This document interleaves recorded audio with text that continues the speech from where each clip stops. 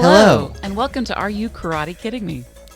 Your resource for reviews, recaps, and items of interest from all around the Miyagi-verse. I'm your host, Colin Canaday. I am Jenny Carlson. And we come to you joyous, our hat in hand, at the beginning of a new season. We've just recapped episode 1, and now we're moving on to episode 2 of season 3 of Cobra Kai. And you can join in on the conversation with us at Karate Kid Pod. I don't know what's happened in the last couple of weeks, but suddenly Twitter's a great place to be again. It is. It's strange, isn't it? Yeah. It's almost enjoyable. My feed is almost. Full of... Yes. Well, let's be clear. Cobra Kai Twitter is delightful right Cobra now. Kai Twitter is delightful. The Facebook communities for ourselves and our fellow Cobra Kai related podcast is a great place to be. Yeah. Fan communities are a great place to be. You carve yourself out a spot in a fan community, you'll have a good time. Especially times like this, because the news is coming hard and fast with all kinds of press about the show. You know, season 3 on Netflix has just been a huge deal. And this week we are excited to order our Cobra Kai soundtracks from La La Land Records. That's right. Yeah, like the show. There's all this stuff happening. The show is, now that they're on Netflix, it's the promotion that keeps on giving. Yes. Like it seems like every week there's a new Honest trailer or a new interview with Ralph and Billy or an interview with one of the junior cast members or just like you said, there's soundtracks, there's merch. There's Cobra Kai the cereal. There's Cobra Kai the flamethrower. Our Viper Pit runneth over with Cobra Kai yes. stuff. Actually, it's more like it hisseth over. Yes, well, spoilers for something that happens later in the season, Hey, I guess. no, shh. Moving on. Moving on. So, are you ready to jump right in? Let's do it. I'm ready. I'm not scared. That's right. So, let's jump right in with Cobra Kai Season 3, Episode 2, Nature versus Nurture. 1, 2, 1, 2, 3, 4.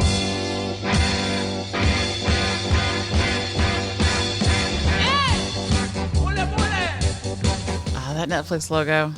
And then a Sony Pictures Television logo, too, just so that we don't forget. Open on the San Fernando Valley, circa 1965. And we know it's 1965 because the banana boat shows up for some reason. We see a row of retro cars, and one of the cars that pulls up is the banana boat, driven by some Joe College-looking types. I just want to shout out to the soundtrack here because Wooly Bully is playing.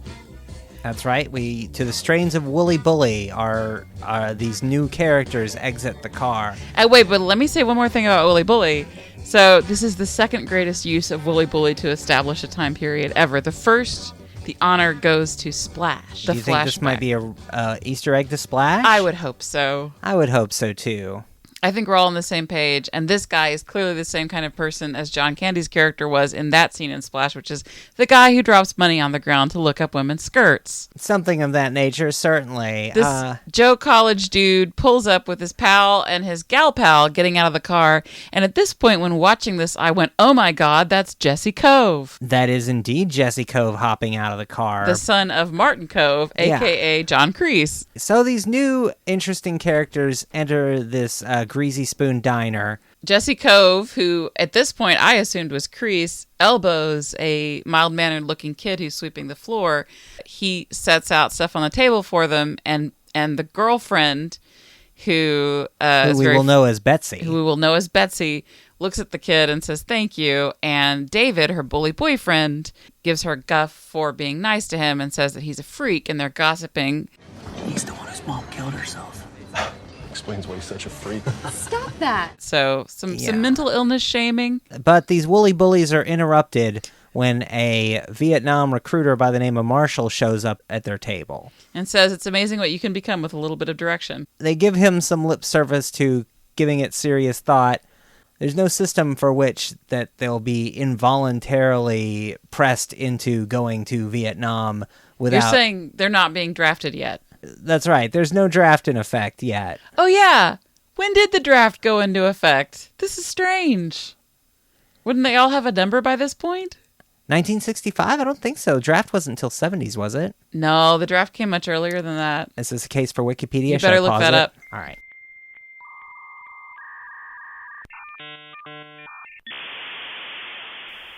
So the draft is 4 years away at this point. Yeah, people are signing up to go, except not this kid. Okay, first I have to say that when the recruiter is talking to these people, Jesse Cove sounds just like Martin Cove. In fact, I was like, is that ADR with Martin Cove?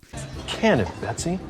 This really seems like he's going to be Kreese, right? He's kind of a dick. He throws away the recruiter brochure that he crumples up, and the kid sweeping the floor picks it up to look at it. He says. And Join the army, seen the Navy, it says. And at that point, the boss yells at him, Kreese! Tables are not gonna bust themselves. Get back to work. and we see that the mild-mannered kid was actually John Kreese. These other people are just bullies. It was a big switcheroo the entire time. But we know that this is a real flashback because we get like the period cars, the period music. They do some interesting color grading to make it a little washed out, a little like old photograph, I guess you would say. We know, again, that these guys are really irredeemable because they trip Kreese inexplicably as he's walking across the floor holding a bus tray.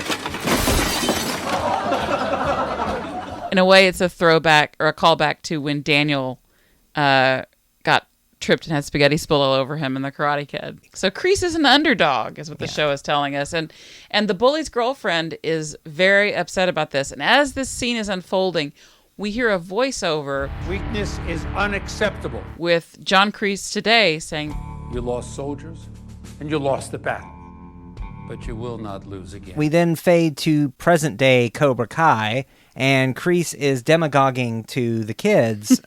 He's saying that what they did to Diaz, they did to everyone. Everyone's answering back with their usual yes senseis. Hawk is looking particularly psyched. Yes, sensei! we're kind of getting a hawk's eye view because most of the people we know, except Bert and a couple other folks who don't have many things to do, I guess Mitch, they're around, but Hawk is the character we've seen the most of, and he's now the only one left, right? Because Tori is not there right now. Miguel is in the hospital, and appropriately now we cut to the hospital where we see a conscious Miguel in a kind of attraction situation. Miguel, having freshly woken up at the very end of the last episode, is now awake in bed, still not looking too hot. Cartman is telling him he got a comic book from his pale friend, which would be Dimitri. And there's also a fruit basket there from the LaRussos, right? So now we know that Carmen is in touch with Daniel and Amanda, and they have given her a fruit basket for Miguel. Miguel is trying to speak, and he's trying to communicate. Miguel only wants to know one thing, and that's, where's Johnny? Yeah, and Carmen looks a little distressed by this question because she wants Johnny nowhere near Miguel. Luckily, Johnny is not near Miguel. Johnny is asleep in the passenger seat of Daniel's car. Hey. And Daniel got him a juice, one of those green drinks. Advil's in the glove compartment. Johnny appropriately says, Like sewage. Johnny is not quite with it. He's not in the mood for this, but Daniel is super motivated. Find Robbie, you might want to be awake. Daniel's on top of things. That's right. Johnny tries to turn on the radio. He wants to take it on the run, but Daniel's like, no, Johnny, this is serious. Knock it off. On a mission. Johnny is skeptical about Daniel's plans, but Daniel says that a mutual friend will point them in the right direction. Yeah, Daniel's being a little bit cryptic in this scene, but we get to That's fine. It helps build suspense for our show. that it does. As that's occurring, they pull up to a very nice looking mission style building with people doing yoga in the front yard and someone painting in a courtyard. And Johnny's sort of looking around confused and asks if this is what rehab is like. And Daniel says this is one of the best facilities in the country. Yes, we now learn that we are at the Malibu Canyon Recovery Center, where there's people out doing yoga, everybody dressed in flowy clothing and daishikis, and Everyone looks like they're getting very nice photo facials, excellent skin, beautiful complexions. They're walking past. Johnny's trying to make eyes at some women, but Daniel's like, we have to focus on business. And they come in where, of course, the woman who greets them thinks that Johnny is there to check himself in. No, I'm not checking in. Johnny replies, I'm no quitter. I understand. Johnny's like an upside-down motivational poster. yeah, exactly. As if quitting booze was like failure. Of course, Daniel gets a chuckle out of the honest confusion, which Johnny responds, Now laugh it up, LaRusso. very Han Solo take. They walk outside, and there they are greeted by Shannon, who looks very fondly at Daniel and gives him a hug. She says to thank Amanda for this lavender essential oil that's really been helping with her insomnia.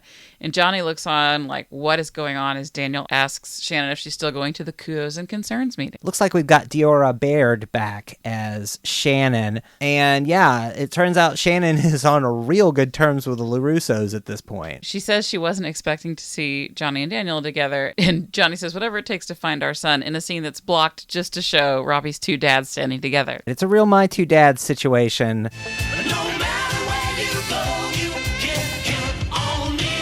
To which Shannon seems to be pretty comfortable with that. What she's not comfortable with is Johnny kind of needling her about her life choices. Well, he frames her being on rehab as a vacation, and then, that she's not going to look for Robbie because she's on vacation. You know, Johnny, rehab has done wonders for me. It works for a lot of people, actually. Shannon's just going by the advice and the best direction of the people around her, including like her life coach. Indeed. Maybe her life coach is Moon, or Moon is an intern at this place. Get rid of all this negative energy.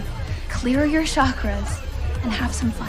Whereas Johnny's life coach appears to be Truckosaurus. Truckosaurus! 20 tons and 4 stories of car-crunching, fire-breathing, prehistoric insanity! Truckosaurus was badass and you loved every minute of it. And now they get into a discussion that is a veiled reference to orgasms, discussing whether Johnny knows if Shannon's faking. Daniel is not here for this. Guys, we just really need to know if you have any idea where Robbie might have gone. With that car that he got from the trade-in lot at LaRusso Auto. And Shannon reminds us that no matter where Robbie went, those dimwits weren't far behind. One looks like Chris Brown, the other one looks vaguely Latin. Dimwits, you say. Troublemakers, you say. From season 1, you say. Why, there's only 2 people that could be, but we'll find out who exactly that is in a moment. Right now we're going to cut back to Cobra Kai,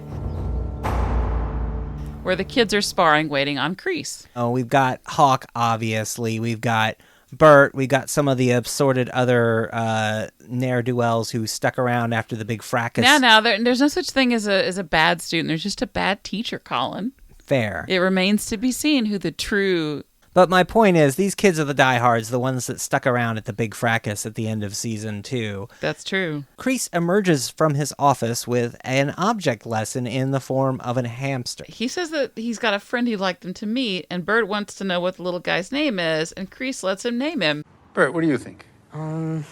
Clarence? Clarence. Good. That's right. Bert asks to feed Clarence, and Kreese says... But you can feed him. It's pulling the black sheet off an aquarium. Unfortunately, there's no bonsai tree in this aquarium. There's a snake, which I guess is the Cobra Kai equivalent of a bonsai tree. Yes, it is. It is for sure the case that the Cobra is to Kreese what the bonsai tree is Mr. Miyagi. Bonsai tree. And as Kreese shows us the snake, it becomes clear that he wants Bert to feed that hamster to the Cobra. It's almost lunchtime. Kreese says, and then proceeds to eat the hamster whole. And that's the end of the episode. Man, that was a weird Cobra Kai this week.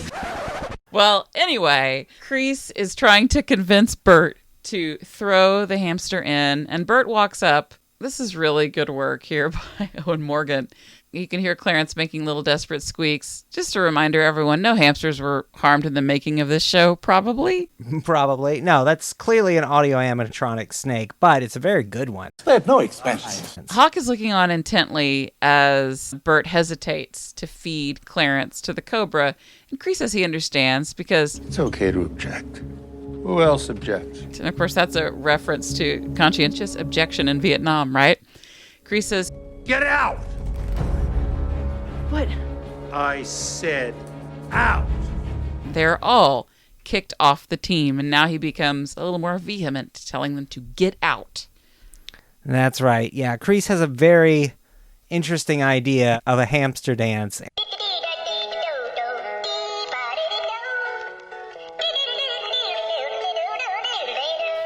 Uses this as an opportunity to kick half of the Cobras off of the Cobra Kai team.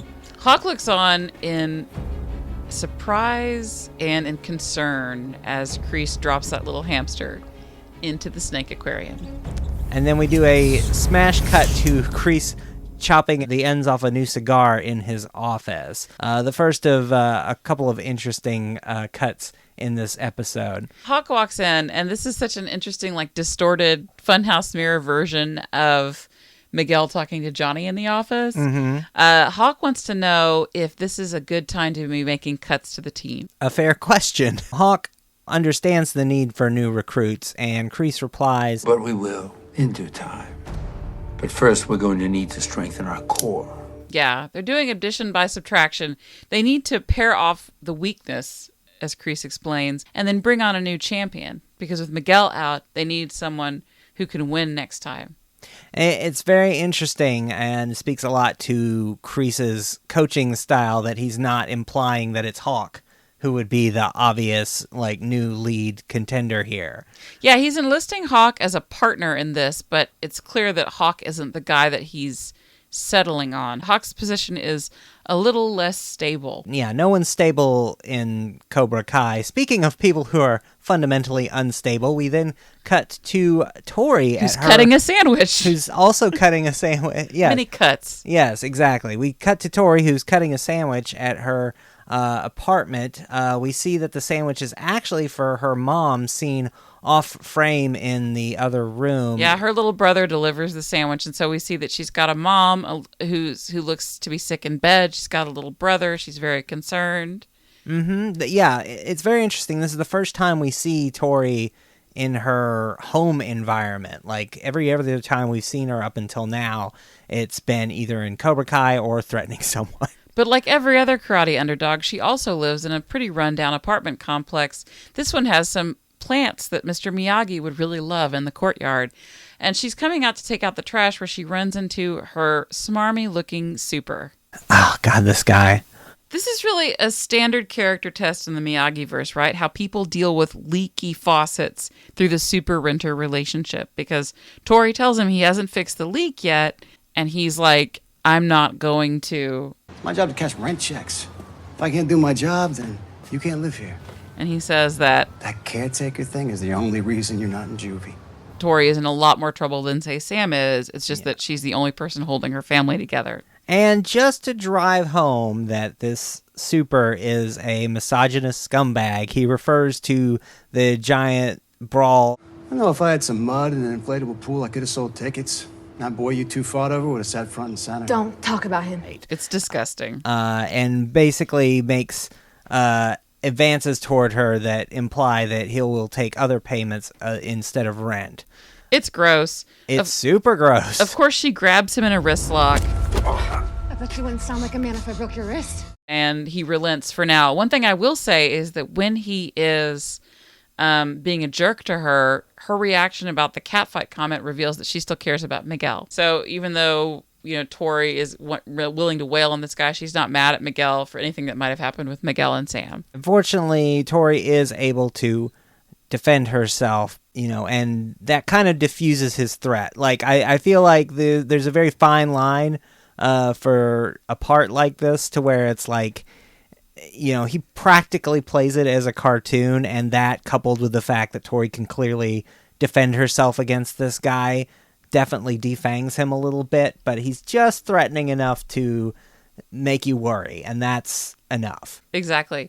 And I have to hand it to Peyton List in this scene because, even though she's still got Tori energy, right? Like, she's a human being. She's got huge Tori energy. Yeah. One other thing I will say about this scumbag is, of course, he threatens her with going to her probation officer for her violence. That's pretty much the shorthand that we're given for Tori's life in this scene. It's like, Not great, Bob. Tori kicks the drain pipe in retaliation and heads back to the apartment. Meanwhile, at the state pen... At the state pen, we finally get to see Daniel and Johnny in the yard waiting to talk to these inmates. And guess what, guys? As we no doubt guessed 2 scenes ago, Trey and Cruz are back. We've got Terrell Hill as Trey, Jeff Kaplan as Cruz, and they're here so that Daniel and Johnny can play a little bit of bad cop, bad cop. A George Wendt-looking cop leaves them at the table with Daniel and Johnny, and Trey refers to him as bitch-ass Kevin James punk. Pretty great insult for those of us who, even if you haven't seen Paul Blart Mall Cop. Looks like we got ourselves a sticky situation. Always bet on Blart. Johnny has told Daniel to basically follow his lead because this is his world. And Johnny begins talking smack to them, calling them morons. Daniel tries to talk to them. Now, does it look like we're scared of you? Johnny is not having it. They're not listening to Johnny, even though he's threatening them because, well, first of all, he looks like a scarecrow. Look at your face. Looks like you already got your ass beat. Second of all, Robbie was never afraid of Johnny, so why should they be, right? They don't care. But when Daniel talks, Enough! Oh, cut the crap and tell us everything you know about Robbie. they listen. And they all respect him and they refer to him as Mr. LaRusso, which Johnny doesn't understand why that is, because Johnny doesn't know, like we do, that Daniel beat the crap out of those guys defending Robbie and helped get them thrown in jail. It's very interesting in this scene. We're so lucky to have Daniel and Johnny together in this episode as much as we do, because it really highlights their differences in approach. And whereas Daniel can come into a scene and demand some measure of respect, and he has some measure of gravitas, even without knowing that Daniel kicked these guys' butts a season and a half ago or so, it still highlights the world of difference there are between these two characters, where Daniel immediately draws respect out of people. Johnny has to, resort to name calling and slapping people around. Johnny, what the hell? He just hit me. You don't see that? Yeah, and also, like, Johnny's playing the most parodic version of himself at this point. Better start talking. I could do this all day. And even though Daniel is already on the way to getting the information out of these guys, Johnny's pissed off that they respect Daniel, so he slaps Cruz around. The guards turn a blind eye, which allow Daniel and Johnny to ultimately get what they want. Trey spills the beans, saying that, Look, we all used to scam people at Tech Town in Panorama City. And maybe they should go there for some more clues. And it's funny, because when they say that, Johnny looks down like, oh, I didn't know that about my son, right? And then looks over it. But that doesn't mean that Johnny doesn't have it in him to tell Cruz that he... You might want to get your friend here at Tampa. ...for his bloody nose. And Daniel, rolling with Johnny's mean, says, you better be telling the truth or I'll send him back alone next time. It's pretty gratifying to see them leaning into their strange dynamic as vigilantes. This is the cop show that we wanted to see. Cut back to West Valley General. Miguel is getting stuffed full of his Yaya's food while a doctor checks it. Yeah, the doctor's checking his reflexes, and everyone notices that Miguel doesn't feel anything when the doctor tests his ankle and toes. The scene is very well acted. The doctor's very chill about it, says it's okay, and Carmen's like, the scans are okay, right? And the doctor is fronting, of course. Miguel, like any artist, wants to know if he'll be able to practice his art karate again. But the doctor summons Carmen out, and she turns on the TV because the Dodgers played last night. But Miguel watches them rather than the television and sees through one of those handy soap opera style hospital room windows that the doctor is telling Carmen some bad news. Which is implying that Miguel is not going to be able to walk again, certainly not anytime soon. And certainly karate's off the table altogether. Yeah. Again, they show us that entire scene from Miguel's POV, which is rough. We don't get to hear what the doctor says. We don't get to hear what Carmen says, but the reaction is enough. So now we cut to the Daniel Mobile, where Johnny is again in the passenger seat, popping some corn nuts, and then he's dropping some of them, which Daniel doesn't want to dig out of the upholstery for 5 years, which just leads Johnny to pop them even more egregiously in Daniel's face. Johnny doesn't give a fuck. Daniel wants to talk about what they're going to do when they find Robbie, and Johnny's just like, he's my son, I'll deal with it. Daniel is not interested in this. Car's ringing. Because Amanda is calling. Hey, honey. Hey. That's right. Amanda's calling to do what she does best, which is inject some reality into this situation. Exactly. And Daniel says that he's in the car with Johnny Lawrence, and Amanda greets Johnny, and because Johnny doesn't understand how car phones work, he leans very close to Daniel to talk into the steering wheel. Hi, Johnny. Oh, hey, Amanda. All right, you know what? Lean back. Because he's Dr. 80s. Yes, Dr. 80s leans in to talk to Amanda. Daniel tells Johnny that that's not necessary. Johnny reveals over the car phone that... We got a new lead on Robbie. A lead? Amanda's like... What are you, Tango and Cash? Tango and Cash were narcotics detectives. This is a beloved scene from the trailer for this season. Anyway, Daniel, again, is like, they're on the trail now. And Johnny says that... Yeah, scumbags at the prison gave it up easy. Couple of pussies. Which is what leads Amanda to say... Did you say prison? We were just talking to a couple of guys. Yeah, they wouldn't talk, so we had to smack them around a little bit. You did what? You do realize neither one of you are cops, right? All the evidence is to the contrary in this scene, as we've gotten nothing in this episode but Daniel and Johnny running around doing cop stuff, and also about to do more cop stuff in a moment. Without it's either spoiling karate anything. cops or no cops. Although, Johnny sounds kind of like a TV cop because he's saying, Yeah, but we got the information we needed. The guy coughed it up like a chicken bone.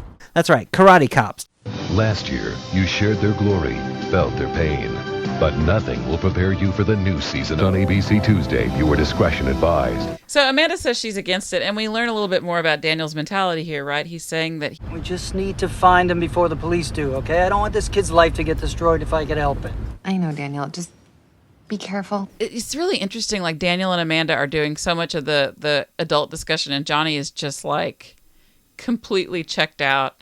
But it gives us a moment for Daniel to hang up the phone and say, did you have to tell her about the prison? And Johnny's like, I'm not lying to your wife for you, which is hilarious. Johnny pops another corn nut, But he drops misses. it, Yep. and starts looking for it again. Is he looking for that corn nut because he feels sorry for Daniel and the upholstery, or is he looking for that corn nut because he wants that corn nut? Johnny's a hungry boy in this episode. He's like Brad Pitt in Ocean's 11. He's always eating. Speaking of other people who are having a hard time, we cut back to Tori's place. Cut to Tori counting money in her apartment when she hears a knock on the door. And she sends her little brother out of the room to answer the door because she's expecting her scummy landlord. Yeah, she's expecting a sexual predator at the door, but instead... She's expecting Dateline. And what's going on here seems pretty pervy, doesn't it? But instead she finds another kind of predator. She finds Kreese. Of course, Tori wants to know, how did you get this number? How did you find me? Kreese, talks a big game about how he's special forces and can find her anytime, anywhere that he needed to, but actually she had her address on her Cobra Kai paperwork, so it wasn't really a big deal. That line is really helpful, though, right? It confirms that the Kreese that we saw in the flashbacks is the Kreese that stands before us today. Special Forces training, 18 months of covert ops. Kreese is here to bring Tori back to Cobra Kai, and this is an interesting side of Kreese, right? This is negotiating Kreese, seemingly curious, inquisitive Kreese. He wants to know why she's not coming back in. She says that she's got to take care of her mom. Kreese can tell that her mom is sick. She says, life is kind of kicking my ass right now. Kreese wants her to know that you can always kick back. But she replies, that's what got me into this. This is an interesting side of Kreese that we're getting to see now, because this Kreese, for whatever his motivation is, this is at least him trying to be at his most relatable. When Tori's talking about her sick mother, Kreese comes right back with like, your mother, she's sick. Mine was too, once. Like, I can relate to you. I know what you're going through. Yeah, and you lived in a place even less charming than this. Probably didn't have as many potted plants. And that line allows Tori to say this place ain't charming with a knowing look cast towards her super guy, right? So Kreese realizes there's something going on there. Tori wants to know, so did she get better? No. It was a different kind of sickness. Yeah. Yeah. So they exchange a significant look, and Tori explains that if she could go back, she would. Also, it should be clear here, she said that what happened to Miguel was her fault. So she's not just stressed out, she's also blaming herself. Look, life may be kicking Tori's ass, but if there was one thing we know about Tori, she loves to fight, and she would gladly come back to Cobra Kai. Kreese kind of changes tactics a little bit, having just tried to kind of empathize with her. He kind of shifts to flattery, Well, he saying says he'll that pay for her classes. I don't have money for rent, let alone karate. What if your dues were on me? Well, he gets to that, but he says that those other students, they weren't born fighters like you. Tori reiterates that she needs the money. She has to work. She needs the money or else ... And now Kreese is putting two and two together that there's something going on with this landlord and Tori. And the landlord, dimwit that he is trying to fix the drain pipe. He probably doesn't realize that Tori is the one who squished it. Speaking of Kreese, we now flash back to that same diner on that fateful day in 1965. And we see young Kreese walking out of the back of that diner next to an equally bent drain pipe. Nice little symmetry there.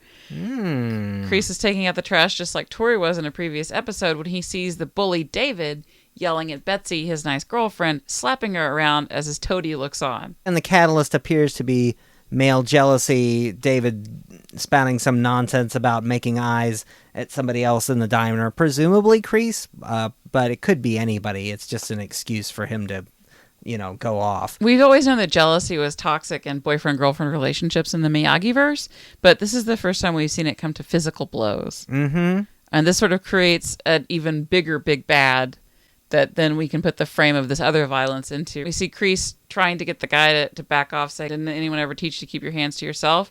And of course, this guy's making it about Kreese having a crush on her. Once again, Jesse Cove, who does look a little bit like his dad, is talking to young Kreese here, attacking him and throwing him towards his toady and beginning to slam him in the gut. But of course, Kreese is already a scrapper. Scrapper is the right word, because what we're getting here is a scrappy back alley brawl as David squares off against Kreese. Kreese bringing some kind of barely restrained Travis Bickle Joker energy to this fight, where like he's getting punched, he's getting kicked, he flashes kind of a weird grin every now and then, or you see like a twinkle in his eye, and also he says things like, I'd fight my whole life. I sure as hell I scared you. kind of reframes this version of Kreese as kind of a young wild one. Are you okay? Yeah, I've had worse. And like he can get thrown into trash cans, get back up and drop the guys who are kicking him around. He gets knocked down, but he gets up again. They're never going to keep him down. Once he drops these dudes, Betsy asks him if he's okay. Sure, he's had worse. He looks kind of like he's feeling good about it and offers her a lift. So we can see that there's a backstory coming into focus here. Cut to the present day where Johnny is putting the gas in Daniel's car. Not much, though, because, I don't know, they're going to be moving on pretty soon. Daniel walks up and has gas station food for Johnny. We've been trying to figure out what on earth this is that he bought Johnny. I mean, it seems like some kind of a churro situation here. Definitely. It could be a churro, a pickle. It could be a corn dog. Yeah, it's definitely something snackable. I mean, like we said, Johnny has not stopped eating this entire car trip. He's a hungry boy. It's not going to be as good as Nestor's Pizza, but... No, or a fried bologna sandwich. No, indeed. Daniel is really not sure about this gas station food. They've also been asking the cashier about Robbie. They're near Tech Town, they established, so they're going to go ask there. And Johnny says they can get the security cam footage, right? So these guys between them have watched enough crime shows. Daniel, however, can't believe that Johnny eats this crappy gas station food. Johnny says, what, you think you're too good for this? He's like, I am. Well, Daniel may be too good for gas station food, but mac and cheese, forget about it. Macaroni and cheese? I grew up on macaroni and cheese. Hey, listen, I never say no when it comes to macaroni and cheese. I used to eat this stuff by the ton. Hey, you know what I like. Exactly. So Daniel's phone goes off and he gets a text from Amanda. This is good news. Miguel's out of the coma. Amanda wanted him to tell Johnny, and Johnny looks gratified. Johnny and Daniel agree about this, right? This is some good news. Johnny looks mildly touched. And we go from one piece of good news to another as, lo and behold, just at that moment, the Dodge Caravan that they've been looking for pulls into the gas station. Yeah, and this is so adorable because they're both like, it's him, it's you! And they go running after the caravan, looking like large men acting like children, because that's what they are. Johnny throws away his gas station food, hops in the driver's seat, and begins to pursue the fleeing caravan. That's right. Daniel practically slides across the hood and jumps into the passenger seat as they roar out of this gas station. And we get the one thing that the Karate Kid franchise has been missing this whole time, and I never realized it, which is a good old-fashioned car chase. They're in hot pursuit now of this Dodge Caravan that is happening on a back road. Daniel's trying to get Johnny to slow down, just follow him. Johnny's, intent on tailgating as closely as possible, including running a red light. Extremely gratifying to watch Daniel yelling at Johnny to not run the red light. Daniel is clearly the adult here again, and Johnny is living for speeding down this small road in an Audi. This is some just good old-fashioned cops and robbers car chase action as we're speeding through red lights, getting narrowly missed by other cars, in and out of the oncoming lane. Well, Johnny says he's a great driver and then immediately gets Daniel's mirror sideswiped off. And at the end of this merry chase, we find that there's some sort of garage chop shop situation, and Daniel obviously wants to call the cops and is yelling, Johnny, I'm going to call the cops. After Johnny enters the chop shop. Well, what Daniel means there is... Right, we're out of our element here. But the chop shop guys interpret that to mean that Daniel's going to call the cops on them. Leaving already? Johnny is still so in his head. He's like, I'm not afraid of this place. You will be. You will be.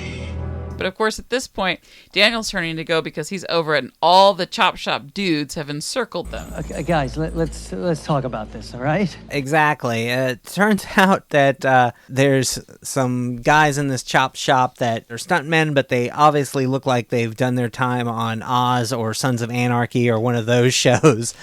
Because, yeah, there's some real rough-looking customers. So if we were faked out in the first episode of the season where it looked like Johnny was going to interfere in criminal activity and Johnny was the criminal who broke the guy's windows, these are the real criminals. They clearly don't want the cops to be called. And Daniel's trying to explain, like, you keep the van, i.e. his own van. Mm-hmm. We just want to know what happened to the kid who did it.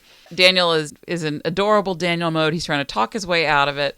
Whereas Johnny is just watching all this happen, and Johnny has already decided that he knows how this is going to go. Or not. Johnny pushes Daniel out of the way after making eye contact with a couple of dudes and just starts taking him on. And of course, this means that Daniel also has to fight. So the guys are coming at them with random tools. Daniel gets in a really good jump kick. Daniel and Johnny are both dropping dudes. He's, holding one in a chokehold while kicking another. Daniel's flipping guys over, leaning him forward on his hands to kick from behind. It is intense. It is exactly the fight that we have always hoped for. And the merging of stunt people with the actors is incredible. Well, together they're kicking ass. This is the first time we get to see these guys kick ass together. And we are here for it. It's kind of, a Speedwagon fight, right? They're doing it. And it's just comical enough that you believe that these 50-something-year-old men maybe shouldn't be doing this, but they're really good at it. Both Daniel and Johnny, are picking up tools, but Johnny's picking up his tool to throw it at somebody else. And Daniel's like, oh my God, this situation is even more out of control than I thought, when the biggest guy picks him up and throws him into the tires like a rag doll. Everybody's getting thrown into stuff this episode. It's bananas. If you think back to season 1 where it's like, who was doing the fighting? Mostly the junior cast, and then maybe William Zabka got a chance to do a fight scene or two, and then maybe Ralph Macchio got a chance to do a kick or something, and then like Ralph also got trained up for season 2, but now it's season 3, and it's like we got both the boys together in this massive garage brawl, and It is fantastic. Yeah. The final scene, they're taking on the last guy, and they both drop him at the same time. We see Daniel from behind. Johnny kicks him. Daniel takes him out from the other side. And then as that guy goes down, Daniel sees that there's one guy in the corner who now makes to run away. And Johnny pins the guy down and is beginning to beat the crap out of him, trying to slam his head against the pavement, saying, "Where is he? What kid? Johnny, what are you doing?" Well, he gives him the old Dark Knight treatment. I never knew. I don't know. I swear to God. Swear to me! But, Daniel's trying to pull Johnny off the guy and just saying that's enough because they're going to get the answer. The guy doesn't know anything else. This is not where they're going to find it. And so then Johnny wheels on Daniel and begins punching at him. Daniel's trying to block. This is ridiculous, Daniel says. And Johnny's like... You knew where Robbie was! Well, he told you everything he knew! And Daniel's just pissed because, of course, that guy was terrified. And now Daniel, flips back into season 1 or season 2. Daniel, I should have known better than to team up with a lunatic like you. All this rubs Daniel the wrong way, and he bails out of the fellowship at this point. Yeah, and of course now they're saying things that they regret, like, Johnny's saying, "You're the one that came to me, LaRusso." Daniel's saying, "I can't believe you actually taught kids." Johnny says, "Oh yeah, you're some great teacher. Look what happened to Robbie." They both look like they're saying things they regret, but they won't stop. And Daniel says something true here. He's willing to admit when he fails, and maybe he did. But then, Daniel can't help himself, and he says, well, maybe he just has a little too much of you in him. Of course, now this means that Johnny's walking away and getting in that Dodge Caravan because he's got somewhere to be. So once again, Johnny is driving a car owned or serviced by LaRusso Auto. Johnny continues to trade down, unfortunately, but at least he's got a car out of the deal. Daniel knows that this is screwy. He gets in the car, and he's gotten a call. Hello? Now it's Amanda again. He tells her Johnny's gone off, but now there's a new lead, and this time it sounds like it's about Robbie. All right, I'm on my way. Meanwhile, back at Tori's apartment complex, the smarmy dude is changing out the coins in the washing machine. Kreese goes downstairs at the laundry room of Tori's complex to confront this predatory landlord. This is the closest Kreese comes to being likable, and if it wasn't out of his own selfish motivations, he might actually have gotten towards that redemption arc that people want. But again, this is all in service of trying to get Tori back to Cobra Kai. Exactly. So that he can get all the Vipers in one plate. He asks if... What are you, grandpa or something? Or something. Of course, the super starts saying suggestive things about Tori, but this leads Kreese to grab him, turn him around, and Kreese starts to use his cigar cutter to start cutting the guy's finger. If Johnny's Dr. 80s, then Kreese is Grandpa Karate. And Grandpa Karate says that somebody's got to teach him to keep his hands to himself. So the guy relents and says he'll do what he wants, because, of course, the blade is getting very close to his fingers, and Kreese explains that they're going to make a little arrangement. Now we get the most disgusting match shot transition since A Christmas Story had Randy open the toilet lid, then cut to their mom stirring the food in a pot, because they cut from Kreese using his cigar cutter on that guy's finger. We're going to make a little arrangement. To Miguel cutting like a hot dog sausage in the hospital. Also doubly gross because it's a hospital hot dog.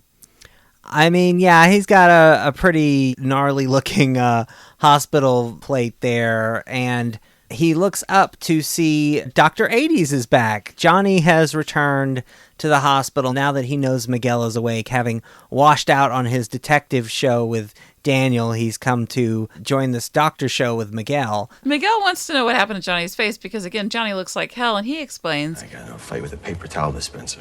PolitiFact equals true on that one. Johnny's happy Miguel is looking better, but he wants to know when Miguel might get back up on his feet. Johnny's trying to joke around with Miguel and says that, he's glad he got rid of that brace because headgear's for nerds. And Miguel cuts the chase and says that... The doctor told my mom I might not walk again. Johnny can't make eye contact here, right? Like, he can't handle that. And he says that... I don't know how strong you are. Like, Johnny can't accept that this could be possible. But Miguel is in a place of total realness, right? He says... I did what you taught me. I showed mercy. To Robbie. Yeah, Miguel feels betrayed because following all of Johnny's advice appears to be what landed him in this ultimate situation. This is maybe one of the most beautiful scenes that these two actors have done together. You can see Billy Zabka saying, I don't know why this happened. Just both of them are, tears in their eyes. It's just a beautiful scene. And, this answer is unacceptable. Miguel is so angry and he says, I trusted you. I did everything that you told me. Johnny wants to apologize, right? But Miguel is not in that place. Look at me! Yeah, Miguel is now big mad, and it gives Xolo a chance to do some real capital A acting here, and he steps up and delivers. Get out here! Please! Practically pleading, because what's Miguel going to do? Get up and shove him out of the room? Absolutely not. He's in a very helpless place, and he's lashing out in that way. And Johnny respects that, right? Well, I mean, how can he not? Johnny kind of just... I get the impression that Johnny just doesn't know what to do other than leave, right? Yeah.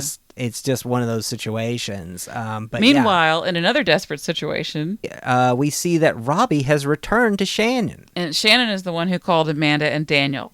And so Robbie's sitting there eating, and Shannon's telling him it's all going to be okay. Robbie looks bad, right? He's chopped off his hair. He looks like he hasn't washed it since he ran away. He's wearing an old-looking sweatshirt. Daniel walks up behind him, and Shannon goes over to talk to Daniel and says that, He's not right, Daniel. He keeps talking like he's going to leave town or something. And Daniel has it all figured out. Well, you got to trust me here, all right? We'll fix this. Daniel looks, again, very confident in his situation. And Daniel goes to Robbie. Hey. This is so sad because, Robbie looks, again, awful. He looks kind of freaked out, but I think relieved to see Daniel, and says that Sorry, you've been stuck cleaning up my mess. So Robbie, like Tori, feels very much like this is all his fault. This mystery appears to have come back full circle. We started this search at Malibu Canyon Recovery, and now we have found who we were looking for the entire time, Robbie. Robbie apologizes for stealing the van for what that's worth. Well, he says he'll pay him back, and Daniel's just like, That's not your style anyway, that van. You can see their dynamic here. And Daniel is really trying to be there for Robbie, saying, I know it must have been rough for you on your own. All Robbie cares about is if Sam is okay. Daniel, again, says she's worried about you. Like, Robbie is in denial about his own situation, whereas Daniel's like... Worried about you? We all are. Your dad, too. Daniel's really being the grown-up here, and he apologizes to Robbie. Robbie, again, is saying that he caused this, and Daniel is saying... I know you blame yourself, but I let you down. So, Daniel wants to make it clear that he's the one who disappointed Robbie here, and he's making some headway, and Robbie says, though, that he can't change. Daniel says, you can learn from your mistakes. But our mistakes aren't who we are. But the problem is, of course, that he just has a second to tell Robbie that he'll help him with that when we hear a cop's radio. Robbie has a very interesting attitude here because he's coming at it from a place of extreme guilt, obviously, but his main argument seems to revolve around this idea that he's bad and he was born bad and he's going to stay bad. It's his nature. No, but you were right. It was a mistake trying to help me because I can't change. It's a snake that can't change his stripes. He didn't say that. I'm just reading the subtext. Saying the quiet part loud. And yes, in the loud part quiet. That's right. And Daniel's counterpoint is that our mistakes don't make us who we are. Yeah. So, nature versus nurture, right? The theme of the episode. Daniel's explaining to Robbie that he spoke to a lawyer. Daniel has called the cops before convincing Robbie to turn himself in. What if we turned ourselves into the police? Well, then we'd be policemen and we could drop the charges. And so, once again, Daniel knows the best thing, but doesn't account for the fact that Robbie's going to run and isn't prepared for the fact that Robbie's going to turn on him, right? So the cops are surrounding Robbie. Robbie's going to try to bull. Trust me, the sentence will be much lighter this way. No, I can't. The cops are going to pin him down. Hey, easy with him! Now Robbie doesn't believe anything that Daniel said. He just says, you just kept me talking so I wouldn't leave. No, I was trying to help you. I mean, is Robbie turning on Daniel, or did Daniel even try to really get Robbie on his side before this kind of went down? Like, presumably Daniel had called the cops on the way over.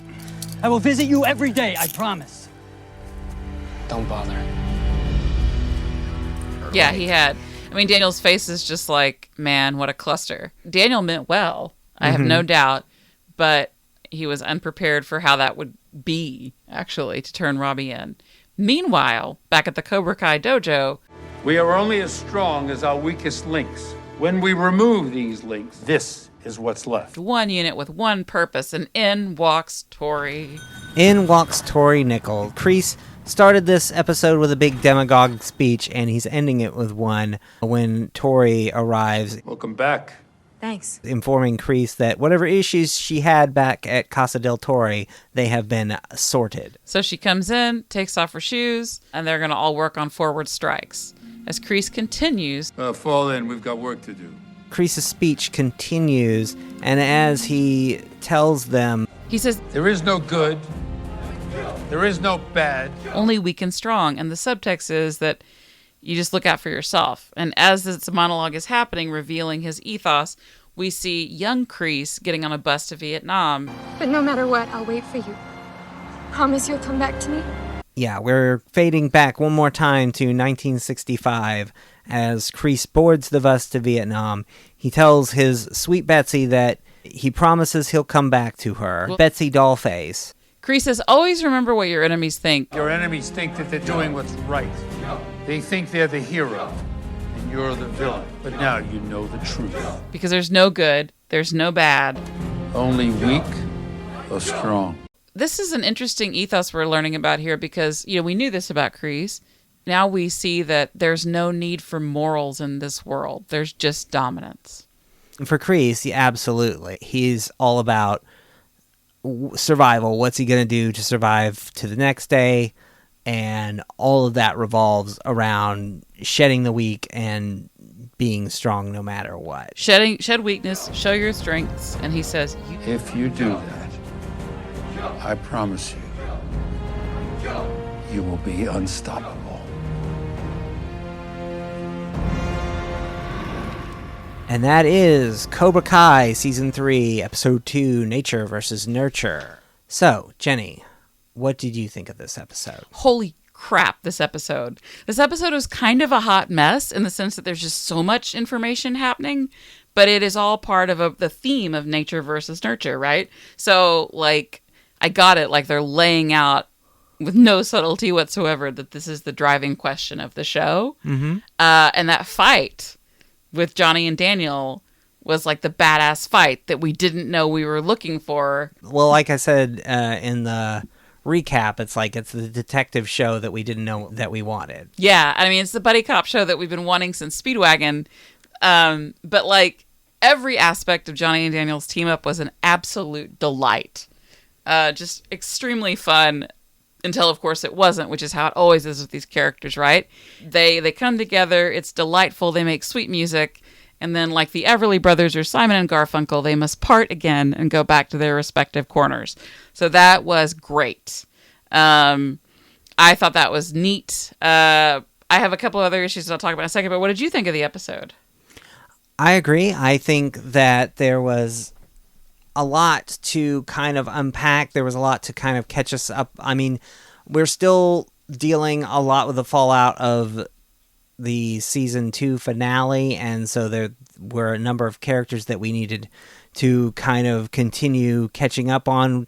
You know, Johnny kind of continues his rehabilitation in this episode in his own way. There was some lip service paid here to how rehab works for Shannon versus what Johnny's idea of rehab is. And in a weird way, this is kind of Johnny's rehab, is kind of drying out with Daniel, going on this adventure, doing a car chase, and then kind of blowing up. But it's not going to be an easy road for Johnny because it just takes him right back to Miguel and to the problems that he's kind of brought upon himself. I mean, I can see that. I can see also, like, getting back to the language of the hero's journey, right? Like, Johnny is trying to do it on his own. Like, he's refusing the call of collaboration. He's just a bull in a china cabinet right now and acting out rather than reckoning with his feelings. Mm-hmm. It's interesting to see, like, how Johnny's inability to deal causes chaos for everyone around him, even when he's relatively in check, right? Mm-hmm. One other thing about Johnny that I wanted to say is that he's really not an adult. Like, everyone else is on the same page, right? Everyone else has a realistic grasp that both Miguel and Robbie are in trouble. And Johnny is sort of compartmentalizing Robbie. Like, he feels responsible, but like he hasn't yet reckoned with those feelings at all. Miguel is the one that he's still in touch with more in his head. Whereas all the grown-ups, like Carmen is obviously in touch with Daniel and Amanda. Shannon is in touch with Daniel and Amanda. Daniel is pretty clearly paying for Shannon's rehab. He knows what a great rehab it is. Like, who else is doing that? Johnny is just like out to lunch. And I don't know when Johnny is going to kind of get back on track, because this episode doesn't really make a case for him seeing the folly of his ways or being introspective, at least not at this point in the narrative. Yeah. What do you think about Daniel? Like, I was talking to a friend of mine about this. It's like this is the season where Daniel goes from being the karate kid to like karate guy. Like, he kicks ass. He's reluctant, but he's very, very in the scene and ready to fight and ready to defend. I'm pretty sure that we talked a little bit about it last episode, but just in case the point wasn't made there, I think that Daniel's rise in prominence and Miyagi-Do's rise in prominence in the narrative is definitely noticeable. Like, the show started out very much from Johnny's perspective, back in season 1, and now it's more of a two-hander. And some would be like, how could you be giving so much time to Daniel and his thing? Where I would say, well, I mean, that's just the way these kind of narratives evolve. Like, Ralph Macchio and William Zabka have great chemistry together. They work really well together, and that shows in scenes that they have together. So naturally, the writers are going to start coming up with reasons to have them do more stuff together, enemies, frenemies, or no. If it works, it's going in. If it doesn't work, they're going to start to de-emphasize it. That's just the way, these narratives come together. Yeah, and if Johnny is acting out about not wanting to have to work with others, that's his challenge, then Daniel is acting out about not wanting to fight. But then when he has to fight, he kicks ass. But, that's Daniel's challenge, is he's got to learn how to preemptively fight people who are coming at him. So that's been really interesting. Also, to see how it's another iteration of Daniel's same challenge where like he's trying to fix everything still. He's got it all figured out. Like he knows that he needs to find Robbie before the cops do.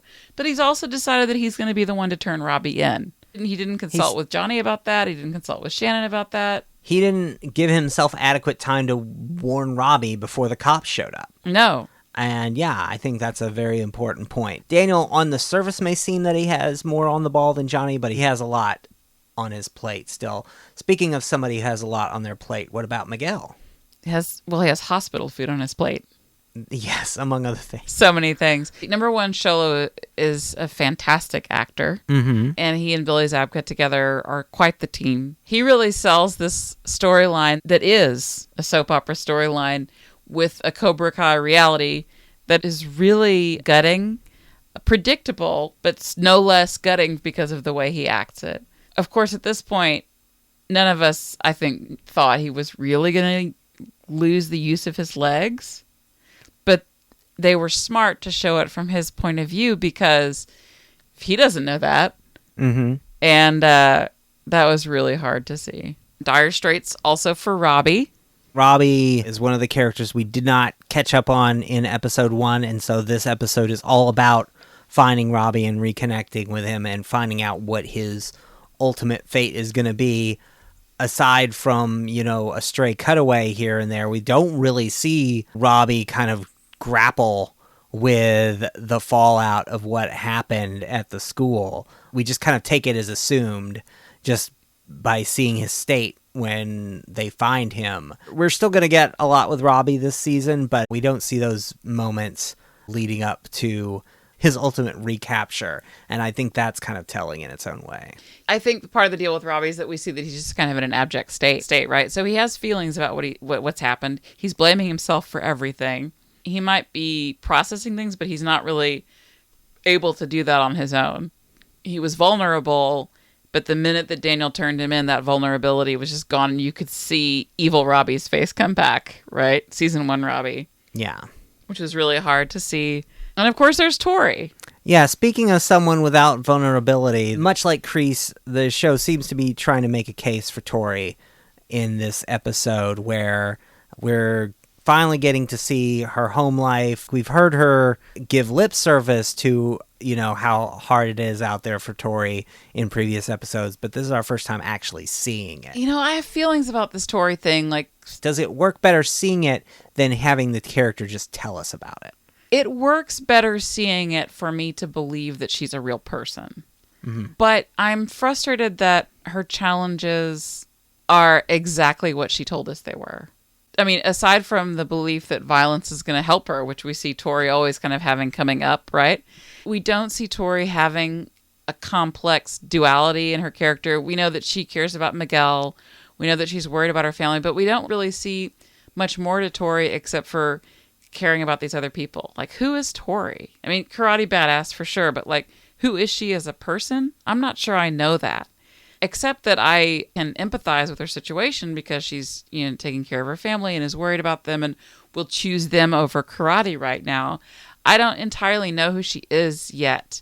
And so I like that I'm learning more. And I think it's interesting that they're drawing the parallel between like her sick mom and Kreese's sick mom. Clearly there's going to be some nature and nurture stuff there, but I'm not really sure yet who Tori is, and I'm not sure if I've been given a clue yet. And speaking of, what about Kreese's backstory? That's the real headline in this episode. It is. And, I think we've kind of danced around it long enough, but spoiler alert, these Kreese flashbacks are going to continue, and this is kind of a defining feature of this season. So what do we think about it so far? Does it help? Does it hurt? What do we think?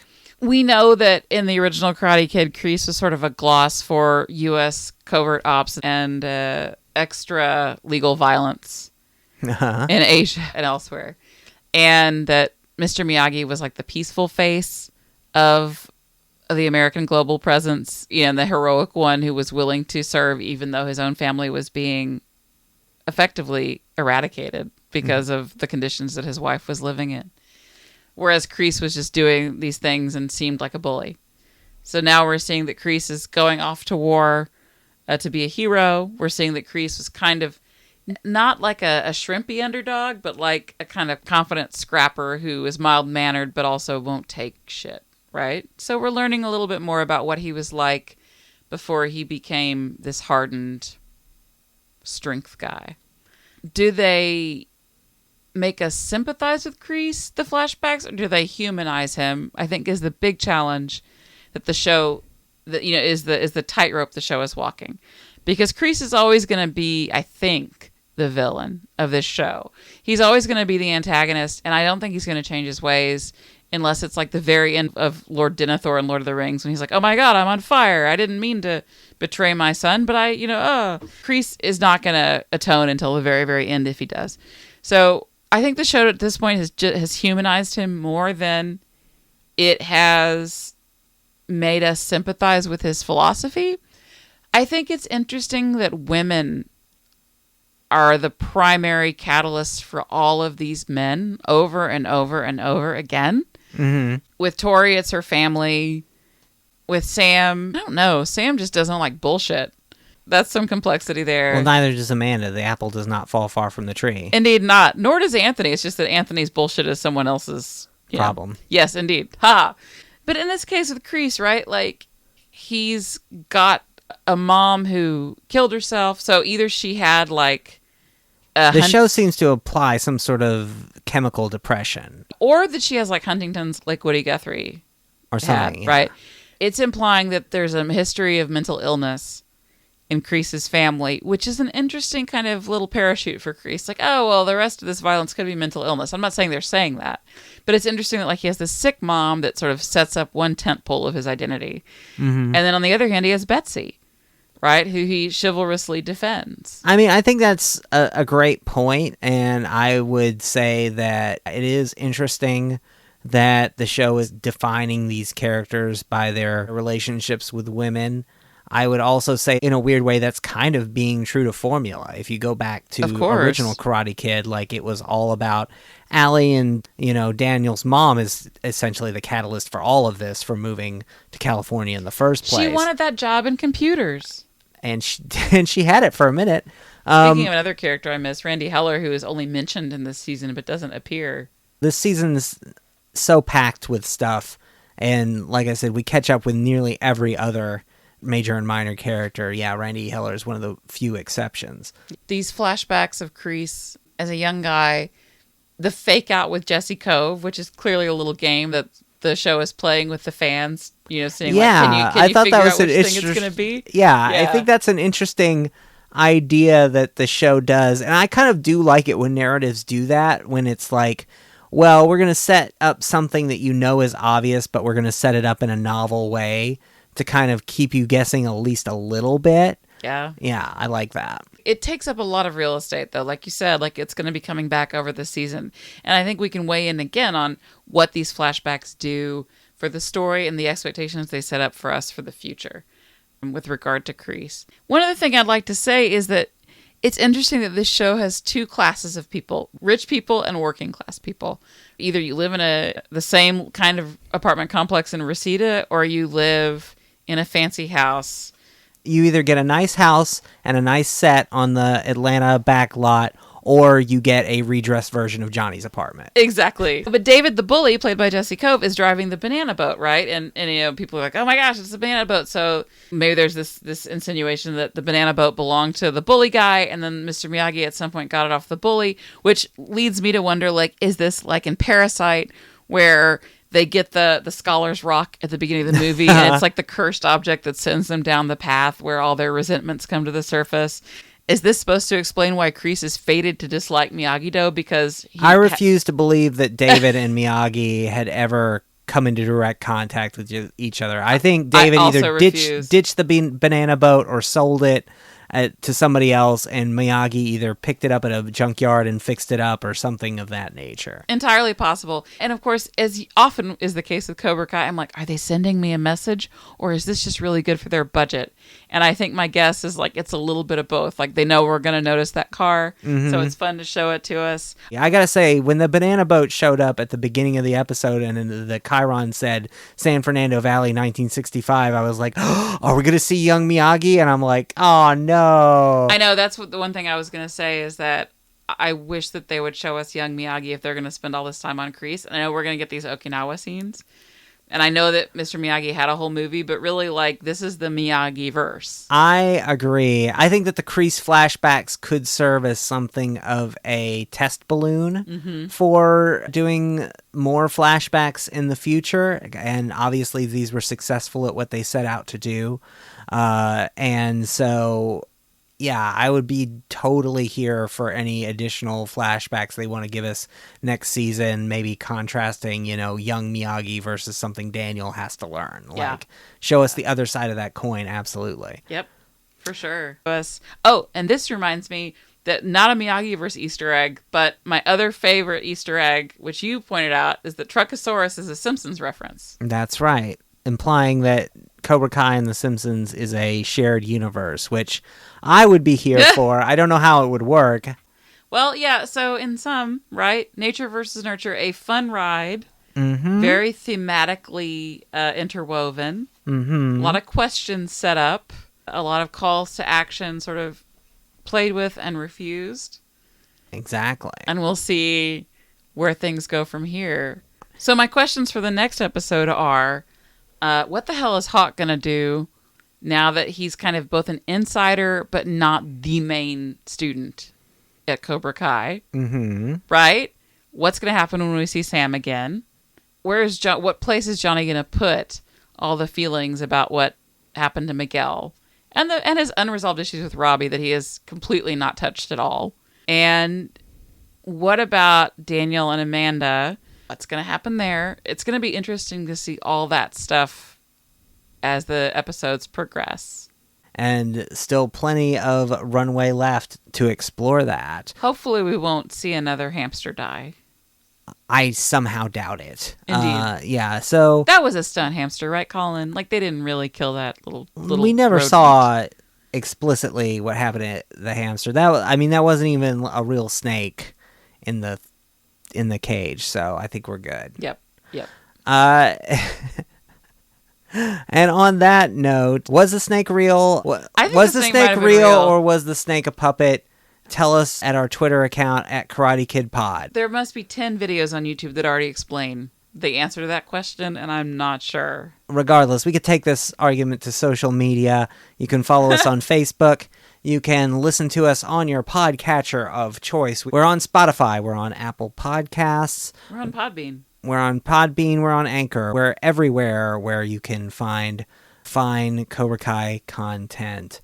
So until next time, I've been Colin Canaday. I have been Jenny Carlson. We will see you next time for Cobra Kai Season 3, Episode 3, Now You're Gonna Pay.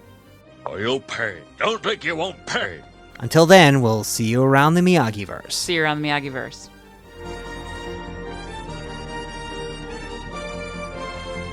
This podcast has been produced and hosted by Colin Canaday and Jenny Carlson. Our music is by Chepo. You can find us at Karate Kid Pod on Twitter. And wherever you download podcasts.